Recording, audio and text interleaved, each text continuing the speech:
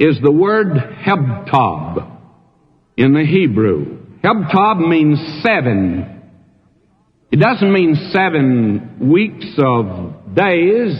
It can mean 7 weeks of years. Fact of the matter is, the Hebrews use this word that we call weeks here of day, and we think of it in terms of days. They used it in reference to years more than they did of days. And they used it very much like we use the term dozen.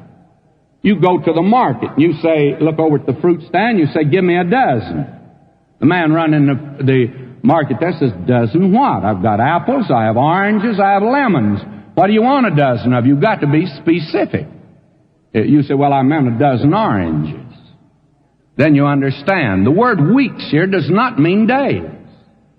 It means 7.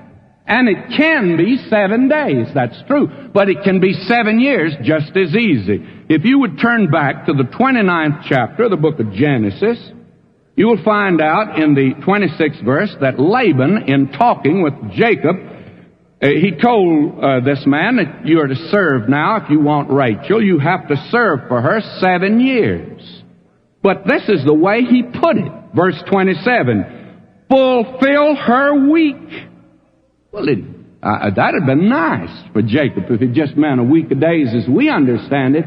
But Jacob understood it was 7 years. Laban understood that it was 7 years, and it was understood by the Hebrews that they meant 7 years. The 70 weeks here are 70 weeks of years. These weeks are years, not days as we think of it. In other words, it's 490 years, 70 times 7.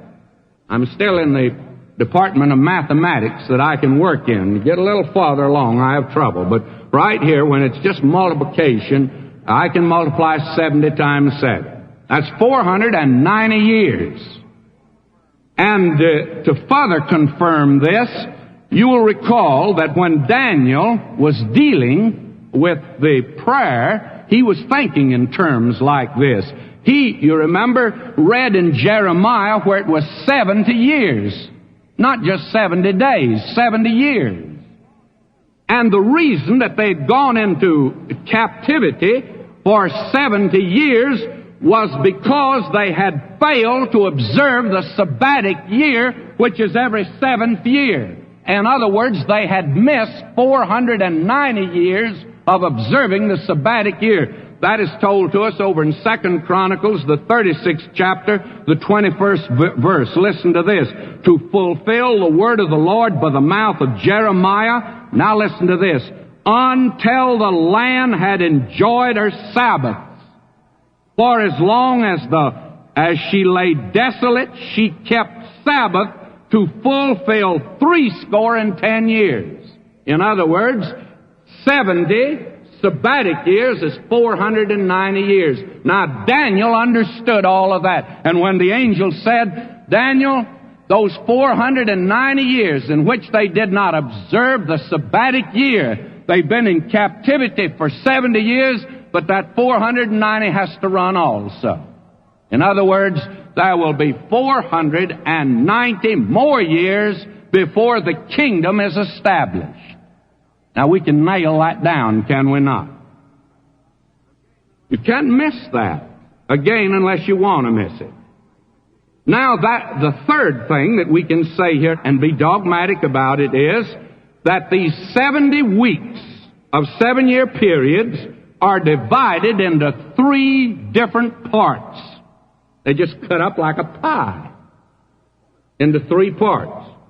Only the pies today, they cut them in more parts than 3 that you get at the restaurant. I'm amazed today that you can cut pies in so many different pieces. Have you noticed that today, the way they do at the restaurants? My mother used to cut them into 4, just 4. Well, they get 20 pieces in some of these cafeterias. But this is 3. Only 3 here, if you please. Now, will you notice, and it divides like this. Will you listen to this? Know, therefore, and understand that from the going forth of the commandment to restore and to build Jerusalem under the Messiah the Prince shall be 7 weeks. Now that's 49 years. And 62 weeks. That's 434 years. Altogether 483 years. And the wall even in troublesome times. Now those are the first two periods. There's a period of 7 weeks, and that's 49 years. There's a period of 62 weeks, that's 434 years. Now we got one more week. That's just 69 weeks. What about the 70th? Now let's read on here. And after 62 weeks shall Messiah be cut off, but not for himself. And the people of the prince that shall come shall destroy the city and the sanctuary. And you notice in the translation I read makes it very clear that this prince is different from the first prince mentioned, who is the Messiah. This is a prince, a foreign prince of a people that have destroyed Jerusalem.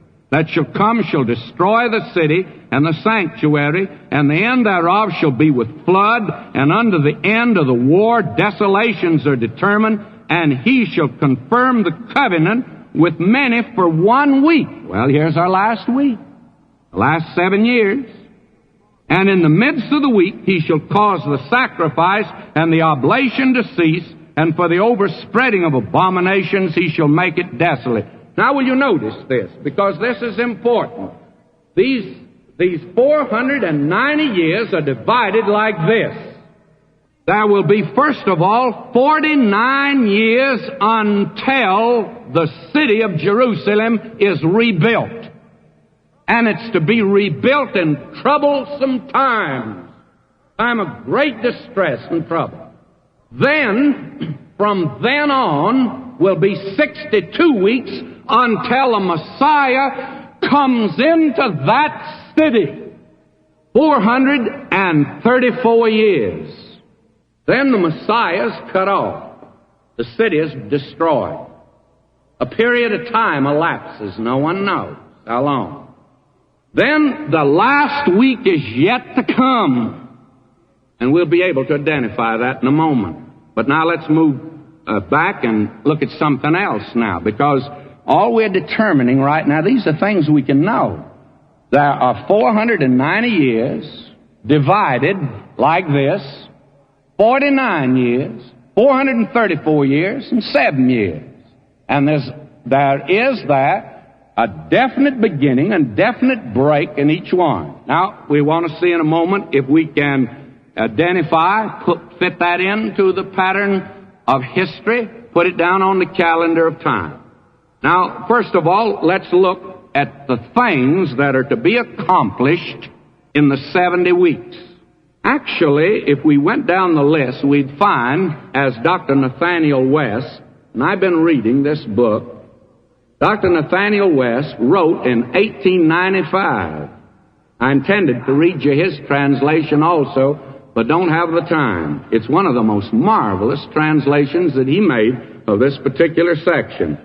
This man wrote, and I hope that after 50 years or 60 years after my books, they're still in existence and somebody has them, that they will be as up-to-date as this man is. It's as up-to-date as if he'd written it yesterday. And the reason is he stayed very close to what the Word of God has to say. And it's a very remarkable book. Now, he calls our attention here to the fact that there happens to be 6 things that are to be accomplished in the 70 weeks. Now, will you notice that? Let me mention them.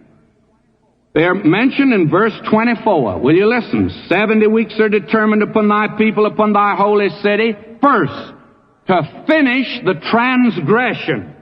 What transgression? The transgression of Israel. God says in 70 weeks, 490 years of time when I'm dealing with them, I'm going to make an end of their transgression. Now, their transgression is the great transgression. Culminating, of course, it was rebellion against God. Here are people given a revelation from Almighty God, and they rebelled against God. Here's a people that should have been delivered from idolatry, and they went headlong into idolatry till God put them out of the land. And it culminated in their crucifixion of Christ, the great transgression. God says that in 70 weeks, 490 years, when these things have taken place, one of the things that will have been accomplished, it will end transgression in Israel. They'll no longer be sinners. And the second thing is the thing that he mentions here, to make an end of sins. To make an end of sins. That is for these people. That's one of the things that God's very specific in mentioning. The third thing that he mentioned is to make reconciliation for iniquity. Now somebody says, but that was fulfilled 1900 years ago. No, it wasn't. Not for the nation Israel. They rejected him. And he said to them, you will not see me again till you say, blessed is he that cometh in the name of the Lord. Zechariah says there's a day coming when there shall be opened in the house of David a fountain for cleansing for these people. That's yet future. And that's what Daniel's talking about. To make reconciliation for iniquity. To apply the death of Christ 1900 years ago to a nation that for 1900 years has been blinded. And then the fourth thing, to bring in the righteousness of the ages. Oh, how if we had the time could turn to the prophecies that reveal that. Over in the 33rd chapter of Jeremiah, just this one. Will you listen to this?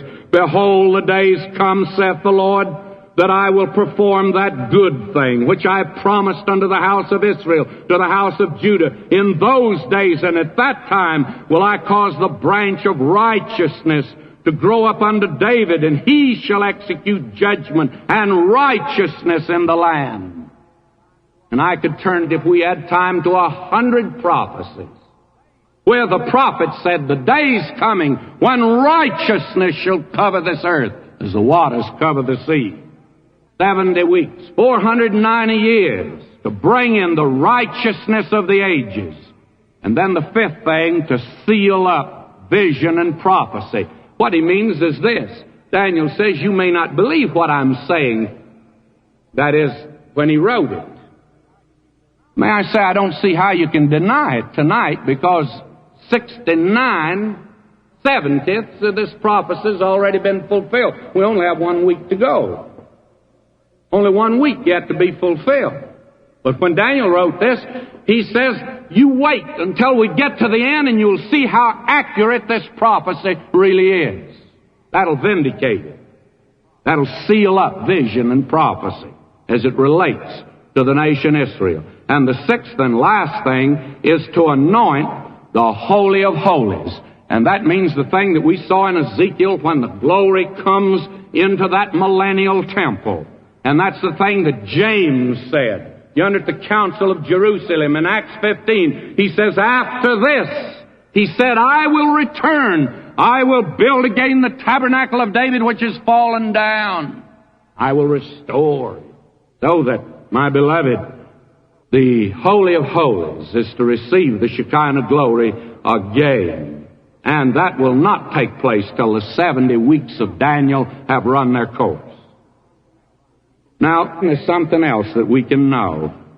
I think that we can pinpoint in time the day that this began. And if you can do that, you can pretty much go to the end. It began with the decree of Artaxerxes in the 20th year of his reign. You'll find it in the 1st and 2nd chapter of the book of Nehemiah.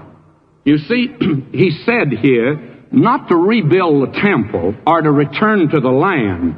He said this, know therefore and understand that from the going forth of the commandment to restore and build Jerusalem. It's Artaxerxes who made the decree to rebuild Jerusalem. And it's Nehemiah, his own cupbearer, who executed that. He's the one that carried out the contract. He went to Jerusalem and he built it. Read the book of Nehemiah and see how troubled those times were. What a bit of humor there is in the book of Nehemiah. How old Nehemiah had to run out these fishmongers that came in from the ships at Tyre and Sidon. They brought fish in, and you could